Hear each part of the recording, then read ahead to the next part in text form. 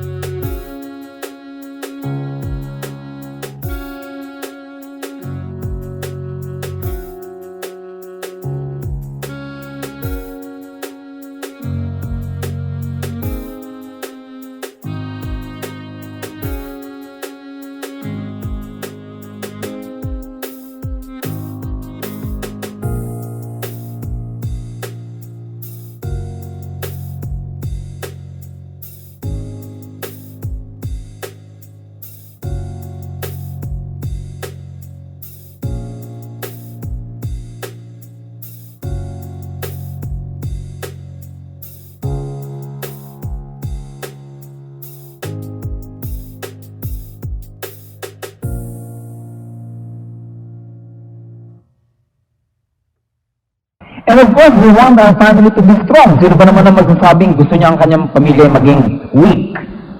At dahil nga gusto ng mga tao na ang kanilang pamilya ay maging strong, maging stable, sobrang nagpupunyagi ang mga tao para patibayan ang pamilya sa pananalapi. Kaya ang husband and wife ay trabaho, kayod marino, talagang trabaho para lamang ma-stabilize ang finances, because people believe that they want a strong family, and many people equate the strength of the family with the bank book. Sa naipundar, sa pera sa bangko, sa nila, stable tayo, marami tayong pera. And of course, a lot of people naman, aside from money, equate also influence, the social power of the family as a barometer of stability. Pag sinabi nila na ito ang aming iboboto ng maraming tao, o kaya sa kanilang social circle, sa kanilang mga kamag-anak, yung gusto nila yun ang nasusunod, silang nakapangyayari, sasabihin nila, strong ang family namin. And of course, there are people that strengthen their family through politics. They think that to be strong, the family must have political clout. So therefore, there are families that breed mayors and governors and senators and congressmen and even presidents. So people think that by strengthening their finances and their social influence and their political or corporate power, yung mataas na ang ranggo sa mga kumpanya, then napatibay na nila ang pamilya. Hindi yan masama, hindi masama, pero masama kung yun lamang ang nagiging batayan ng pagiging matibay. There is an area of our lives that is gravely neglected. At yan, maging sa ating mga believers, sa ating mga mananampalataya, ito ay sobrang napapabayaan. Sa pagpapatibay natin sa ating pamilya, nakakalimutan natin yung spiritual strength of the family. Sa mga resources lang ng pamilya, gano'ng karaming pera ang napupunta sa education ng mga bata to stabilize them educationally and of course socially also, and then later on financially. But how much of our resources go to the strengthening of our spiritual foundations? Gano'ng karami sa oras na nauubos ng isang ina, isang ama para kumita, para makapag-provide sa pamilya, para maging matibay ang pamilya? Gano'ng karaming oras? And yet, gano'ng karaming oras ang ginugugol ng isang magulang, isang ama, isang ina, para patibayan ang spiritual foundation ng kanyang pamilya. And so therefore, there is one terribly neglected area wherein we should be strongest at, and that is the area of prayer. The area of praying one for another. Ang lahat ng mga sugat ng pamilya, lahat ng mga tinatamasang sugat, hirap ng pamilya ay maaari nating matrace sa spiritual failure. A family can be physically strong. A family can be financially strong. A family can be socially strong and politically strong. But if a family is not politically strong, it will fall apart.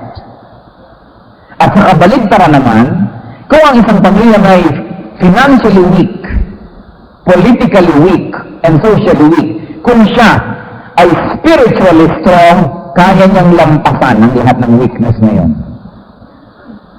Napakarami mga pamilya ay matagumpay na matagumpay sa pagpapatibay ng kanilang finances, pero hiwa-hiwalay, nagkakagalit, nagkakagulo, malulungkot din, miserable din ang buhay. Why? Because any amount of success in material, social, or political or corporate levels, pagka walang spiritual foundation, it will get out of hand. Ang mga maraming blessing ay nagiging curse sapagkat halos lalong yung mayaman mas gumugulo. It's not always true, and it doesn't become true only when there is a spiritual foundation. Gusto natin maging matatag ang mga pamilya natin. Pero ang atin lang inaasahan ng katatagan na yon, karamihan pera, karamihan kabuhayan, karunungan. Nakakalimutan natin na mababaliwala ang lahat ng yon kung magkakaroon ng spiritual failure.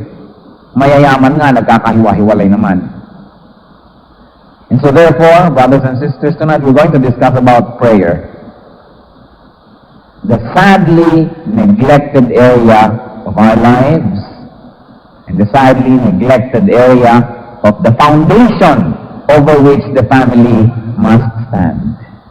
Our Heavenly Father, we pray that you're going to speak to us in a very simple term. Cut through our hearts, Lord, with your Holy Spirit. Search us. Expose, Lord, through the Holy Spirit, all our weaknesses, so that we can bring them at your feet, repent, and ask for healing. Father, quiet us, still us, minister to us. In Jesus' mighty name we seek you. Amen. Ang pag-uusapan po natin ngayon mga kapatid ay hindi mahaba at definitely hindi doktrina ng prayer. Sawang-sawa na tayo dyan. Paulit-ulit na. At kung ang nadidinig natin ay napupuno ay tutulo na sa tenga natin ang kutakot-takot na doktrina ng prayer. Na ang prayer ay commanded, na ang prayer ay exemplified, na ang prayer ay promised by the Lord to be answered, na ang prayer ay this, I forgot. Alam na natin lahat yun eh. Pero ang mahalaga, ginagawa ba natin? So therefore, do not expect me to talk about any doctrine of prayer now because I don't want to repeat what has always been worn out. Alam na natin yan na dapat tayo mag-pray. Alam na natin na sinasagot ni Lord ang prayer. So hindi na dapat ulitin pa. Families fall apart when they are spiritually broken. Whatever their status of finances is. Basta hindi sila spiritually strong, nagko-collapse ang pamilya. May nagko-collapse na mayaman, may nagko-collapse na mahirap. And so therefore, it is not the economic system that collapses a family, but the lack of a spiritual foundation or the lack of a strong spiritual foundation. Despite financial, social, and political and intellectual strength, if there is no spiritual strength, everything will be wasted. Only spiritual brokenness cause families to fall apart. At yan ay paulit-ulit ko nang sinabi kanina pa. Sa ating ang sinabi, in fact, the stronger the family is, spiritually speaking, mas lalo silang binibigyan ng mga pagsubok at mas lalo silang naghihirap at mas lalong kinakalog-kalog at kinahihirapan ng kanilang buhay, lalo silang nagkakapit-kapit at lalo silang nagyayakap-yakap. In fact, habang kinakalog mo ay lalo namang tumitibay ang pamilyang ito dahil spiritually strong. And so it is spiritual strength that is our only defense against all the attacks of the evil one. And you know, the evil one likes to attack the family. Kapag ang pamilya ay nasira na ng kaaway, especially pag nasira na niya ang mag-asawa, napakadali na lahat. Pag ang mag-asawa ay nagkagalit na at nagkakagulo na, napakadali na itong si teenager na babae ay mag-premarital sex at bigla na lang maging pregnant. Na itong si lalaking anak ay mag-drugs o maglasing and ma-involve sa crime. Napakadali na para si wife ay magkaroon ng adulterous relationship at napakadali na para si husband ay maging adulterous din. In other words, para bumali ang trabaho ni Satan in destroying the world, he destroys the family. At para bumali ang destruction ng family, ang kinokonsentratan niya yung mag-asawa. Sapagkat pag yan ang nagkagulo, ang dali na lahat na kasama ng sasabog at bubuho.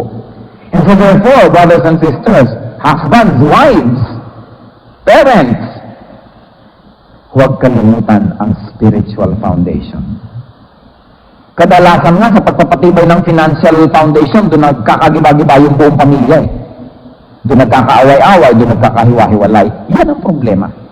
And so therefore, let's identify the enemy. If you want a strong, a solid, a cohesive, and a happy family, prayer is the best. In fact, the only real solution. Sabi sa Bible, we do not fight with flesh and bones, but with principalities, with powers in the air.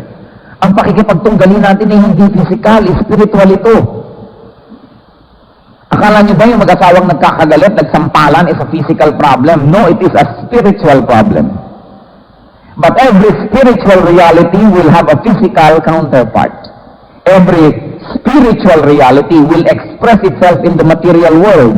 Kaya ang mag-asawa, pag spiritually magkahiwalay na, magkakaroon na ngayon ng material and physical clue, and material and, of course, a very physical and a very tangible expression na nagkahiwalay na sila. Kaya naroon maghiwalay ng kama, naroon nakatalikod yung isa sa isa, naroon magkaiba ng oras matulog. Meron naman pagka nandun na yung husband niya, plancha ng plancha hanggang alas 2 ng umaga para tulog na yun bago siya mahiga. Dahil there is already a spiritual distance, kasunod na yung physical. Every spiritual truth expresses itself in the material world. Kaya pag nakikita natin yung material problem, symptom lang yon. Ang totoong pinanggagalingan nun, spiritual. Brothers and sisters, everything is spiritual. Hindi mo pwedeng sabihin material, emotional. Hindi. Lahat ay spiritual. But ang spiritual issue will always express itself through the material way or through the emotional way and through all of this. Pag may asawang nagkakagalit, kumisan ang pinagkakagalitan lang kung paano hiniwa ang mangga. Sabi natin, mangga ang pinagkakagalitan. No, that's not the problem. There is a deeper spiritual problem that expresses itself through the petty quarrel. And so therefore, we fail. We fail in strengthening the foundation through prayer. It is through prayer that we strengthen that foundation. Saganang-sagana tayo sa iba't ibang pursuits pero kulang sa spiritual life. Sa spiritual pursuit which is prayer. At mga kapatid, think of your family. At tumingin kayo sa akin in the eye at sabihin nyo sa akin na ipinagpe-pray nyo talaga ang inyong family. Ipinagpe-pray pag may sakit. Ipinagpe-pray pag alauna na ng umaga, wala pa. Ipinagpe-pray pag may exam. Ipinagpe-pray siguro kung mag-a-apply sa trabaho. Ipagpe-pray pag may disaster. Pero bukod doon, ipinagpe-pray ba natin talaga ang ating pamilya? At pag sinabi nating pamilya, mga kapatid, sino ba dapat ang ipag-pray? Who do we pray for? First and foremost, you pray for your spouse. Do you pray for your spouse? And later on, we will discuss kung ano dapat ang ipag-pray. Do you pray for each individual child? Oh Lord, pagpalaan niyo po mga anak ko, thank you. Alam niyo na po yun, marami sila. Lalo't kung inaantok na, And because sa atin pong kultura, we have an extended family, do you pray for your parents? Ipinagpe-pray niyo ba ang ama at ang ina? Hindi, Lord, yung mga magulang ko, bahala na po kayo. Yung by name, ama, ina. Ipinagpe-pray niyo ba ang inyong mga kapatid? Walang pwedeng mangyari sa kapatid niyo na hindi kayo madadamay. Hindi siya pwedeng umasenso, hindi siya pwedeng bumaba na kahit paano, hindi tayo sabit. Because we have an extended family, they are part of our family, so we pray for them. Eh pag may kanya-kanya ng asawa, naaalala niyo pa ba? Na ipagpe-pray pa ba yan? Do you pray for each parent-in-law? Baka naman idinadalangin niyo, pero idinadalangin niyong mamatay na sana. Ang pinagdadasal sa biyanan. So, ipinagdadasal niyo ba ang magulang ng inyong asawa, ang ama at saka ina, individually? Do you pray for your brothers and sisters-in-law individually? Alam niyo, pag naghirap ang bayo niyo, damay kayo kahit hindi niyo alam. Di ba? Kasi kung minsan, bibigyan ng underground ng inyong asawa yan. Kaya, sali kayo dyan. Hindi pwede na may mangyari sa mga kamag-anak niyo at sa kamag-anak ng inyong asawa na hindi kayo masasangkot. We have to pray for them. And not only dahil nasa sangkot tayo, kundi because we have to pray for them. At do you pray for every member of your household, lalo sa inyong mga katulong? Baka akala nyo kung makatulong, hindi na ipinagpe-pray. May mga working women na pag-uwi nila, nilitsyo na sa open ng katulong ng kanilang anak. Marami nun, tinadtad na. Hindi ipinagpe-pray ang katulong. Do we pray for our helpers? And then also, brother and sister, do you pray for yourself? Napakarami pa lang dapat ipag-pray. And so kung mamarkahan natin ang ating sarili, ano kayang grade ang ibibigay natin? Meron ba sa inyo ngayon na magbibigay sa inyong sarili ng 85 and above? Prayer for all these people? Just honestly. Meron? Kung wala, huwag na kayong magtaka kung yung pamilya natin ba't ganyan. And every family has a skeleton in the closet. Lahat ng pamilya may baho. Lahat ng pamilya may itinatago. Ang mga pamilya lang naman kasi magaling magpa-image sa harap ng ibang tao. Pero lahat tayo may mga weaknesses. In everyone's family, merong isang single parent, merong isang drug addict na ganyan, merong isang lasenggo, merong isang mandaraya, may ganito, may ganyan. That's why we need to pray for our family. But are we praying? Ano ina-expect natin? Magic na lang, lahat aayos without prayer? And then what to pray for? Napag-usapan na natin kung ang sino-sino ay pagpe-pray. What to pray for? Unang-una, pray for their spiritual life or salvation. Ipinagpe-pray ba naman natin na masave si hipag, masave si bayaw, masave si mother-in-law, masave si katulong? Are we praying for their salvation? Tapos nagtataka kayo hanggang hindi sila save? Hindi naman ipinagpe-pray. Ano yan? Magic na naman. And then, for those that are already saved, we pray for their spiritual growth. Sa inyo po mga miyembro ng pamilya na saved na, ipinagpe-pray nyo ba sila individually na mag-grow? O number one lamang tayong critic, pero hindi natin ipinagpe-pray. He who does not pray for anybody has no right to criticize. We pray first. And then, do we pray for each of these persons' spiritual victory? Araw-araw, ang inyong anak, ang inyong asawa, ang inyong nanay, ang inyong pinsan, ang inyong kapatid, ang inyong bayaw, takot na temptation ang hinaharap. Napakaraming hinaharap na mga trials. Napakaraming hinaharap na danger. Ang inyo lang mga anak na pumapasok sa eskwela, ilang beses pinagmumuntik-muntikan ng masagasaan pagka tumatawid ng kalsada. Nai-imagine niyo po ba mga kapatid, ang isang katorbang danger, ang pamamatid, ang pambubulag, ang pangtulak, ang panglilinlang ni Satanas sa ating lahat. Napaglalabasan ng bahay ng mga miyembro ng bahay, hindi mo na alam kung makababalik tayo ng buhay eh. At sa Metro Manila, pag may sumaksak sa isang sulok, hindi ka na matetrace ng kamag-anak mo. Dahil kung may wallet man, ay dudukutin na rin yung wallet na wala na, hindi na makikita. Na-imagine nyo ba na napakarami na mga kalagiman na pwedeng mangyari sa isang tao, araw-araw, maski sa tulog. Lalong-lalo naman na napakaraming temptation na hinaharap ng bawat isa. Temptation na maggalit, temptation na magkaroon ng sexual sin, temptation na maging materialistic, temptation na magsinungaling, temptation to do this and to do that. Do we pray for these people's spiritual victory? And then, do we pray for each of these people's, and we mean those who are already believers, do we pray for their ministry and for their service? O baka naman kayo pa ang sagabal sa ministry ng inyong asawa.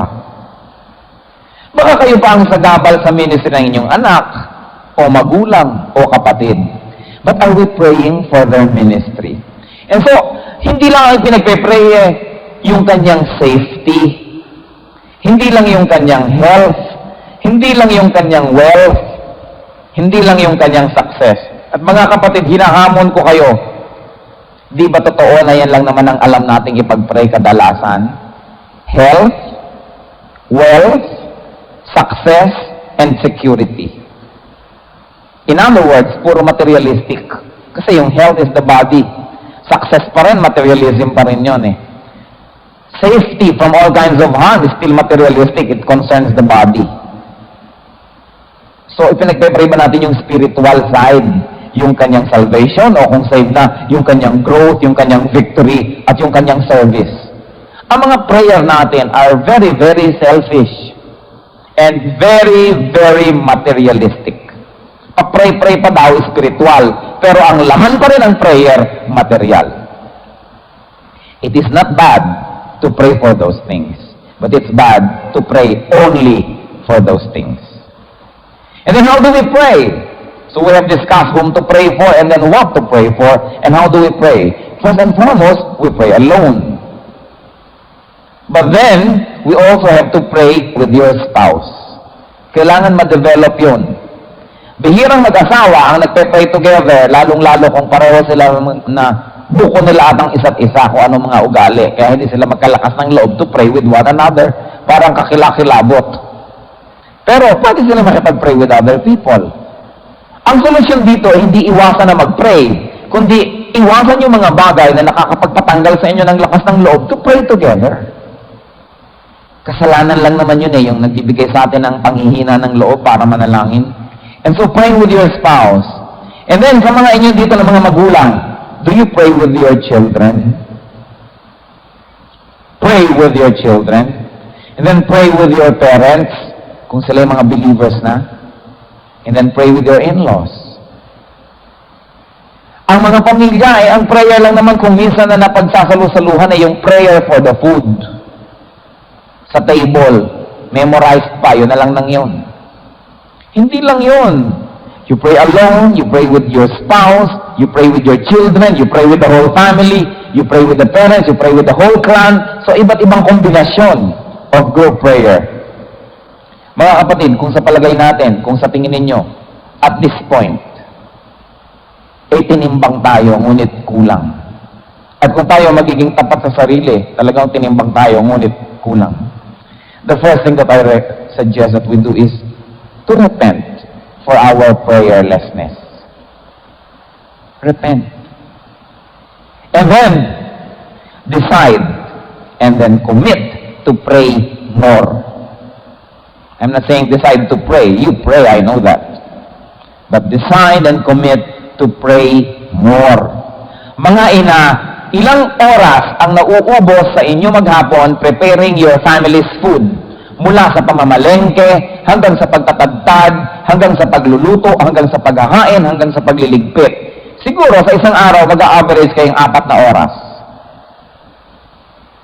Naipapanalangin ba naman ng membro ng pamilya kahit 50% no, na 2 oras? Haba na ba 2 oras sa pagpe-pray? Bakit ka naman nakakapagtalop ng mga patani at nakakapag-ayos ng mga gulay-gulay ng 30 minutos? When you prepare for the physical nourishment of your family, can you not spare time for the spiritual nourishment of your family as well? At ganon din naman ng mga husbands or the wives who work. At least 8 hours you work to provide for your family.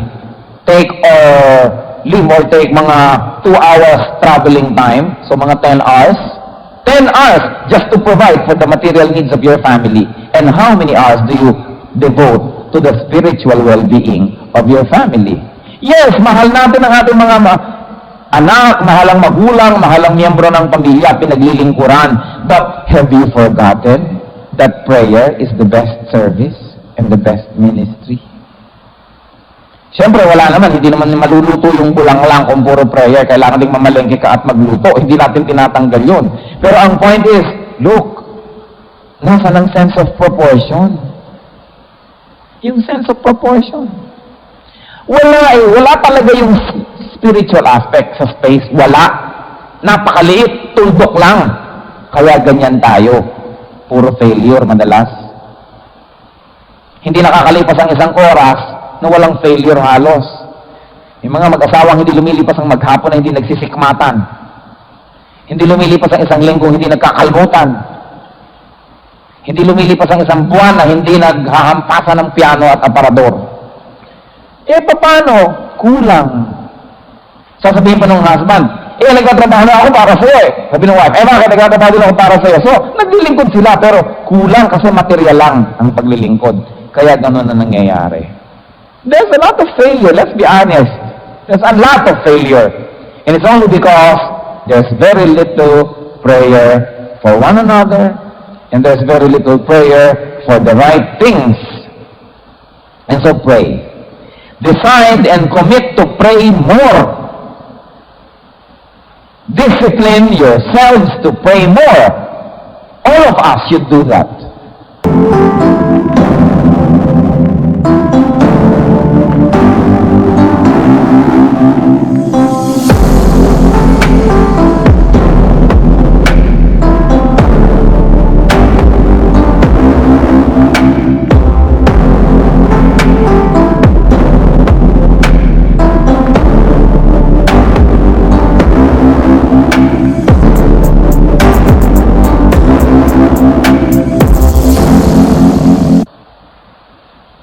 And then, after making the decision, really pray. And what do I mean? There are many ways to pray. Pray alone. And brother and sister, gaano po karami sa inyo ang may mga listahan, notebook ng mga pautang? Sino sa inyo may mga listahan ng mga taong dapat ipagdasal? Alam niyo po, napakaganda, and may I suggest that you have a small notebook na kasya sa pocket, kasya sa bag, listahan ng mga dapat ipagdasal. Hindi nyo kaya ipagdasal lahat ng tao, lahat ng araw. Kaya Monday, ipagdadasal ko ang aking asawa at mga anak. Tuesday naman, ang nanay ko at mga kapatid ko. Wednesday, ang mga in-laws ko naman. Thursday, halimbawa, yung mga leaders namin sa church. Friday, yung mga ganito. Saturday, yung mga ganon. At Sunday, yung mga ganyan. Hindi at least paglipas ng isang linggo, natamaan nyo lahat yun. Let's be systematic with our prayer. At nakasakay kayo sa bus, o di ilabas yan, kaysa magmukmuk kayo sa traffic, o ayun, Tuesday ngayon, ipag-pray ang mga taong ito. O bababa na kayo, o di tigil muna doon, mamaya uli, naghihintay kayo sa mga opisina ng dentista, at ang tagal-tagal maghintay dyan. Mga opisina ng doktor, imbes magbasa ng kung ano-anong mga intriga magazine dyan, di ilabas ang inyong mga prayer notebook at ipag-pray ang mga tao. And then aside from the regular prayer, meron kayong mga ipag-pray na tao na ini-induce ng Holy Spirit na ipag-pray nyo sa araw na yon. Pero it is our obligation to pray for our family. At maliban gawin po natin yan na systematic, wala, hindi na yan mangyayari. Ang ipag-pray nyo lang lagi yung ooperahan bukas, yung nahulog sa hagdan kanina, again yung mga immediate needs, yung mga urgent. And I tell you, urgent things are not always the important things. Pero inaagaw ng urgent ang attention natin from the more important, which is less urgent. Kaya huwag tayo magpadaya. Every step of the way may deception Kailangan prayer notebooks. Pag tinignan nyo ang listahan ng mga may utang, minsan umiinit ang ulo mo. Pagka mga listahan ng mga ipagpe-pray, nakakapagpasarap ng damdamin that we can pray one for another. So I suggest, keep a prayer list. Mas maging systematic po tayo mga kapatid sa ating prayer life. Pag hindi tayo systematic, pag hindi natin ipinaglaban ito, laging ito ang nawawala. Inaagaw ang ating panahon ng maraming bagay na nagsusumigaw napapansin natin pero hindi naman laging mahalaga. So one suggestion that I like to give you tonight, keep a prayer notebook. And another, have a family fellowship in prayer. Preferably every night. If you cannot do it, at least once a week. But if you can do it every night, it doesn't have to be very long. Kayo, head of the family, pwede kayo magpa-pray. Eh, yung mga young people, when we minister to young people, they like, pero ayaw ng magulang, so wala kang magawa. Kayo, mga magulang, pwede kayo magpa-pray. Pero meron bang prayer time ang pamilya? Let's say 8 o'clock, 9 o'clock. Bago antukin ang lahat, pagka-dinner, bago magligpitan na mabuti, o bago mag-TV, magganito, magliguan at magkanya-kanya ng gagawin, magsuutan sa kanya-kanyang kwarto. Prayer! It doesn't have to be very long. And I think 30 minutes will be a good time to pray. Ipagpe-pray yung mga victories for the day, to thank the Lord. Ipagpe-pray yung mga failures. Ipagpe-pray yung following day.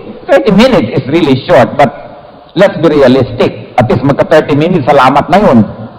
And if the family has already developed that, then it can probably be extended to an hour.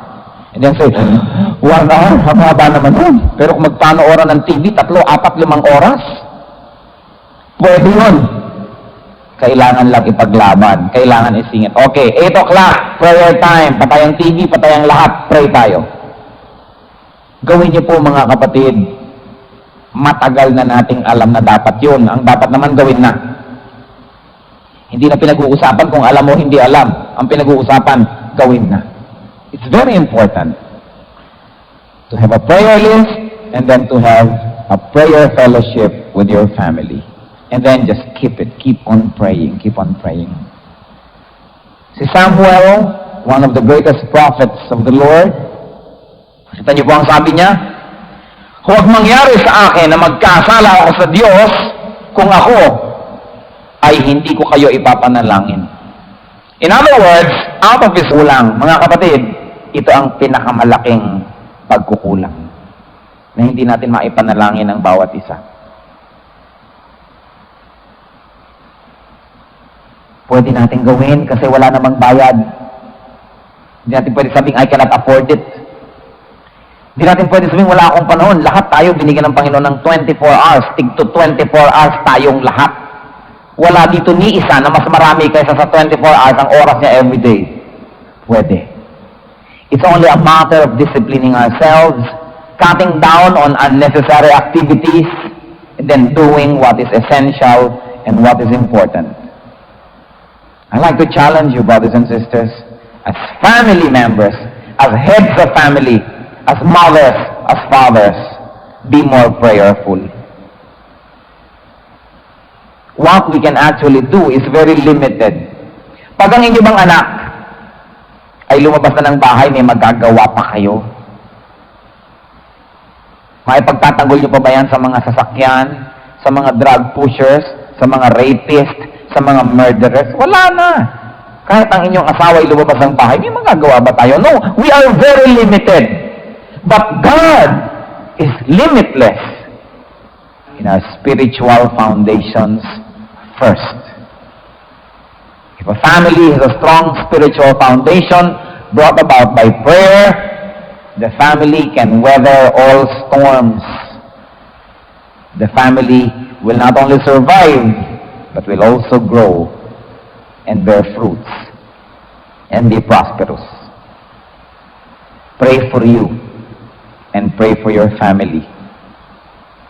Once again, as I have suggested, keep a prayer notebook. And then start, or if you have started, continue a family prayer time. This is the greatest thing that we can do for our family members. Hindi yung insurance na ibibili natin sa mga bata, hindi itong bahay, hindi lahat. All those things are nice, pero palabok lang dapat yan. Pray. Pray for your family. Our Heavenly Father, we pray that you're going to crystallize this message in our hearts. napakarami na namin, Panginoon, nadinig ng mga mensahe, mga Bible studies tungkol sa pananalangin. Kaya masasabi namin, Lord, alam na po namin ito. Ang hinihiling ko sa inyo, Panginoon, ngayon, make it real in the lives of these men and women who had their families. That prayer take a central part in their lives.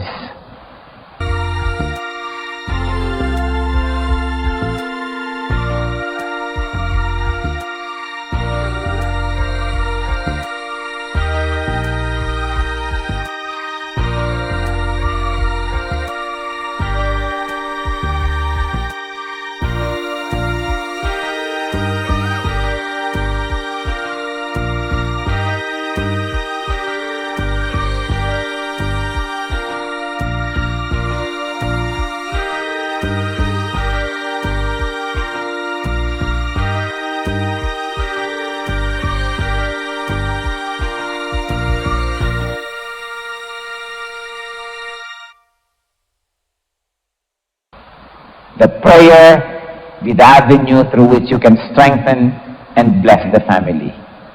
Turuan niyo po kami, Panginoon. Teach us how to pray. And teach us to pray intensely. At nawa, Panginoon,